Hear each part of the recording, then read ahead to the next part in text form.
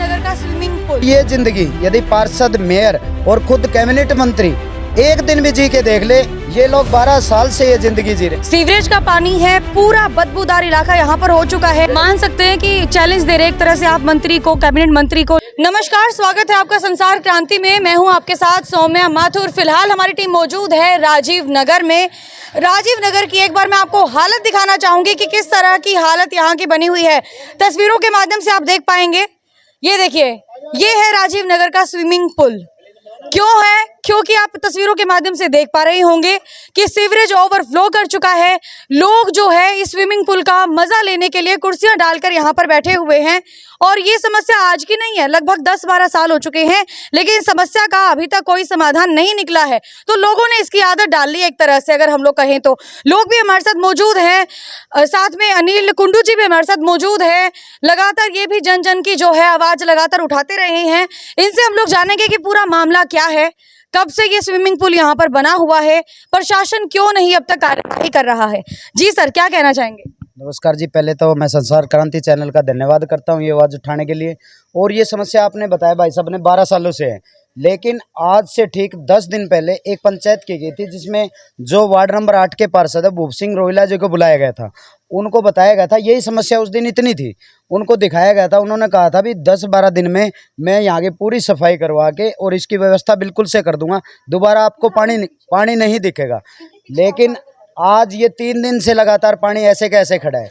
और मौके पे पार्षद जी को भी फ़ोन किया गया, भाई आप मौके पे आ जाओ और ये समाधान करवाइए, लेकिन वो मौके पे तो नहीं आए। उनके पास कुछ मोहल्ले वालों ने कंप्लेंट और वीडियो डाली है यहाँ के, तो लेकिन उनको हमने बताया था यदि इसका प्रॉपर समाधान करना है तो ये सीवर बहुत पुरानी हो चुकी है, ये डंप मार रही है पीछे, इसको खुदवा के इसको चेक कराया जाए कहाँ से ये गड़बड़ है। जब वो गड़बड़ ठीक होगी तो ही होगी। आप देख सकते हो ये कुछ एरिया में पानी है, लेकिन ये सीवर उधर जाती है, आगे पानी नहीं है कभी भी।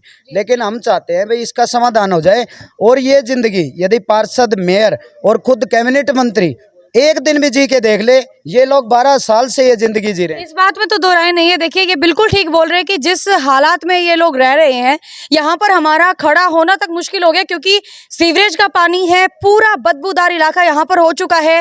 प्रशासन के सामने जा चुके हैं, जो यहाँ के वार्ड के जो पार्षद हैं भूप सिंह रोहिला के पास जा चुके हैं, लेकिन अभी तक इनकी सुनवाई नहीं हुई है।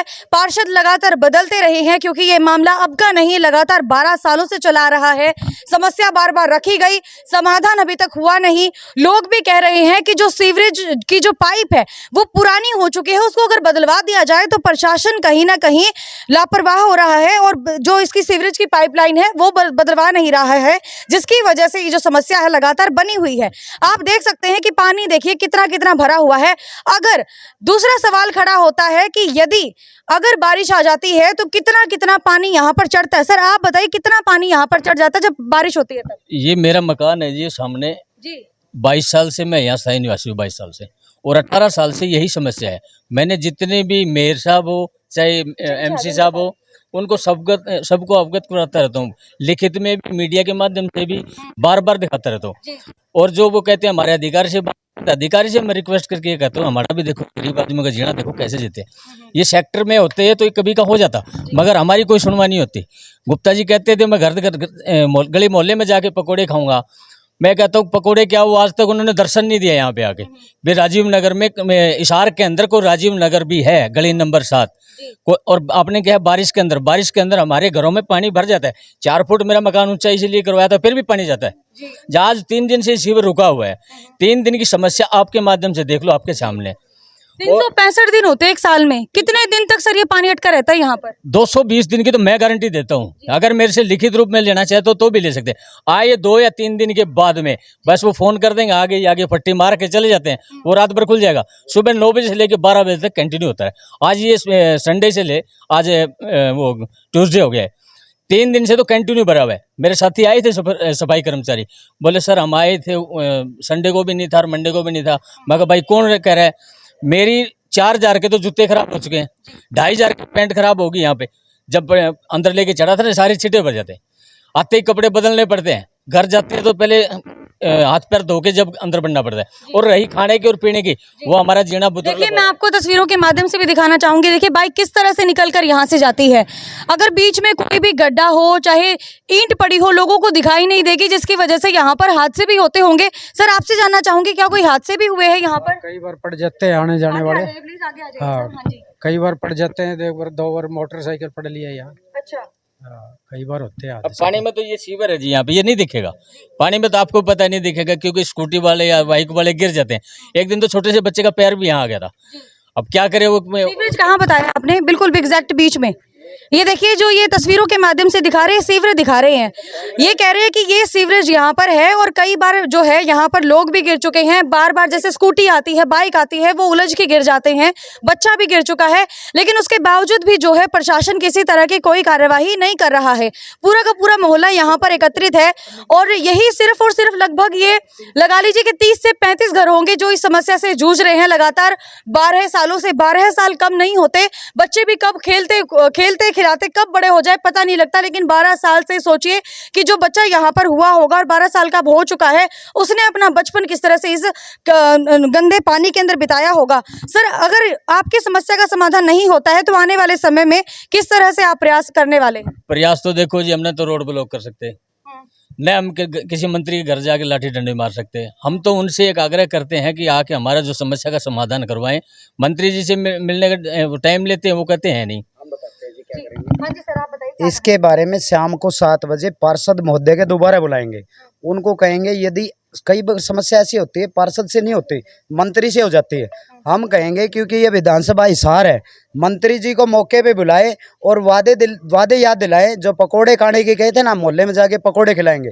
आप पकोड़े भी खाइए और जो लोगों के पकोड़े खाए फिर उनके समाधान भी कीजिए।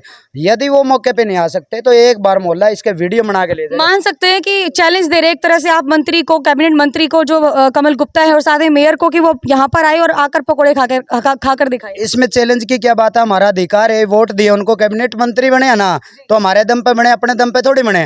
वोट दिए तो कैबिनेट मंत्री बने ना, वोट ना दिए तो थोड़ी बनते। तो इसलिए कहते हैं उनसे हम वार्तालाप करेंगे, एमसी साहब को बीच में लेंगे। यदि वो हाथ खड़े करते हैं, वो कहते हैं नहीं, तो उसका भी हम समाधान ढूंढेंगे। जैसे सीएम साहब से मिलने के लिए रात को सोए थे, कमल गुप्ता जी के बाहर घर सो जाएंगे और वो जब हमने टाइम दे देंगे भाई हम आ जाएंगे, तो यहाँ पर आके न उनसे समाधान कराएंगे। हमने तो समस्या का समाधान चाहिए, कोई इसमें राजनीति नहीं है, कोई इसमें वो नहीं है। क्योंकि आप देख सकते हो ये जिंदगी है ना मेयर साहब एक दिन जी सकते, ना कैबिनेट मंत्री जी सकते और ना खुद एमसी जी, उनके सामने तो वो नहीं जी सकते।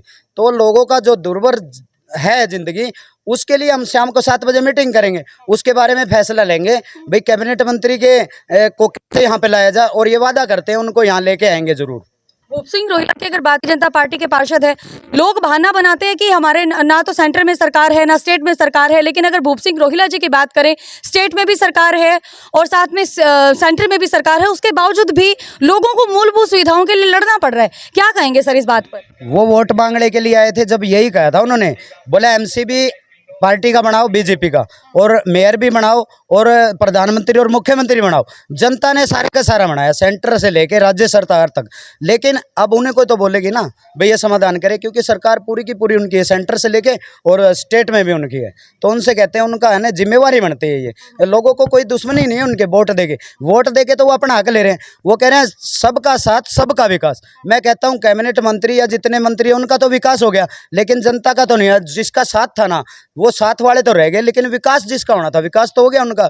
लेकिन मैं कहता हूं अब जो नारा दिया था ना प्रधानमंत्री या मुख्यमंत्री ने, सबका साथ सबका विकास, 2.5 साल तो बीत चुके हैं। अब 2.5 साल में बीच में आइए, आपका तो विकास हो गया, अब जनता का भी विकास कर दीजिए बीच में आके। तो देखिए अगर हम लोग वार्ड नंबर 8 की बात करें, राजीव नगर की बात करें, गली नंबर 7 की बात करें, तो गली नंबर 7 का इतना बुरा हाल है कि यहाँ पर खड़ा होना भी दुब्बर हो गया है। इतनी गंदी यहाँ से बदबू उठती है, सीवरेज जो है ओवरफ्लो कर रहा है। 1 या 2 दिन की समस्या नहीं है, लगातार 12 साल की समस्या बनी हुई है। ये सरकार आती रही है, जाती रही है, लेकिन अभी तक इन लोगों की समस्या का समाधान नहीं निकल पाया है। अगर किसी पार्षद की बात करें तो कभी कभी अगर कांग्रेस के पार्षदों की बात करें, अगर आम आदमी पार्टी के करें, जेजेपी की बात करें, या फिर हम लोग किसी और पार्टी की बात करें तो वो लोग यही बहाना बनाते हैं कि हमारी सेंटर में गवर्नमेंट नहीं है। लेकिन अगर हम लोग वार्ड नंबर 7 के पार्षद की बात करें, वार्ड नंबर 8 के पार्षद की बात करें तो भूप सिंह रोहिला है, भाजपा के ही वो पार्षद हैं और स्टेट में भी भाजपा की सरकार है, केंद्र में भी भाजपा की सरकार है, लेकिन उसके बावजूद भी लोगों को मूलभूत सुविधाओं के लिए लड़ना पड़ रहा है। इनकी समस्या का समाधान जो है लगातार 12 सालों से नहीं हो पाया है। आने वाले समय में जैसे इन्होंने हमने पूछा कि किस तरह की रणनीति लेकर चलेंगे, तो इन्होंने यही कहा है कि हम लोग जाकर कैबिनेट मंत्री यानी कि डॉक्टर कमल गुप्ता के निवास का हम लोग जो है घेराव करेंगे। उसके बाद भी समस्या नहीं निकलती है तो इसको सेंटर तक लेकर जाएंगे। तो अभी जो है ये समस्या लगातार बनी हुई है और मैं भी प्रशासन से यही अपील करना चाहूंगी संसार क्रांति के माध्यम से कि इनकी जल्द से जल्द समस्या का समाधान निकाला जाए, ताकि जो लोग यहाँ पर बदबू का सामना कर रहे हैं, यहाँ पर रहना इनका दुर्भर हो गया है, वो लोग जो है साधारण जीवन दोबारा से जी पाए। संसार क्रांति देख रहे हैं आप, लगातार इसके साथ बने रहिए। मैं सौम्या माथुर आप सभी दर्शकों से लेती हूँ इजाजत। नमस्कार।